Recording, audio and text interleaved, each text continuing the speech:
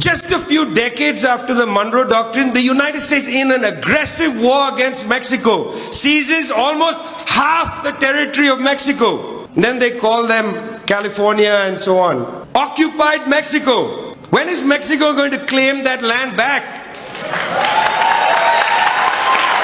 When is that going to be back on the table? And then coup d'etat after coup d'etat after coup d'etat. From Guatemala to Brazil to Chile, Operation Condor. How many governments have you overthrown today, Joe? How many governments have you overthrown today, Joe?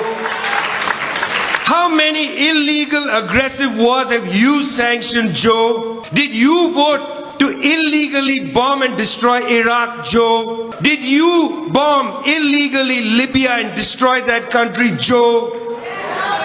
What are you doing today, Joe? Mediocre. Destroying the world and calling that democracy. That is not democracy. That is a perversion of the idea of democracy. The Monroe Doctrine, next year, 200 years. When is this country going to grow up?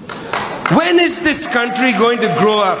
When is this country going to recognize that it actually is not a country on the hill? Give it up. You're just ordinary people. You're just people. You're just like the Mexicans. You're just like the Cubans. You're just like the Venezuelans. Relax. There's nothing special about the United States. Relax, guys.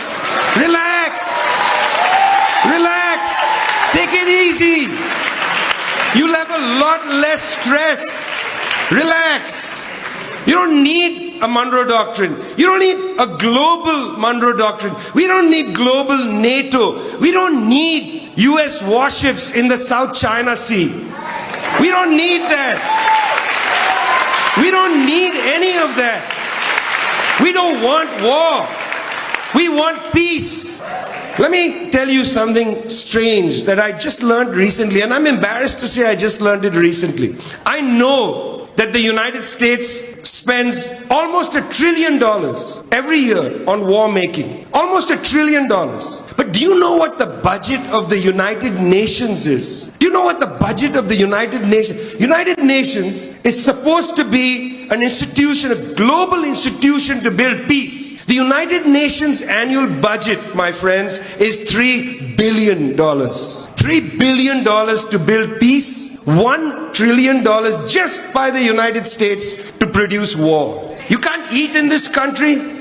You can't find a house to live in this country. You can't go to school and study without going to debt in this country. But you can bomb any country in the world. Well done. Well done, guys. Great. The greatest country in the world is the greatest country not because there's no hunger in it, but because you can destroy any other country in the world. Well done. Those are your values. The values of a country are not to be measured by its constitution. The values of a country are to be measured by its budget. And the United States spends half its budget trying to destroy the world. It spends half its money trying to destroy the world and then wags the finger and talks about democracy. Do you see how strange this looks from outside the United States?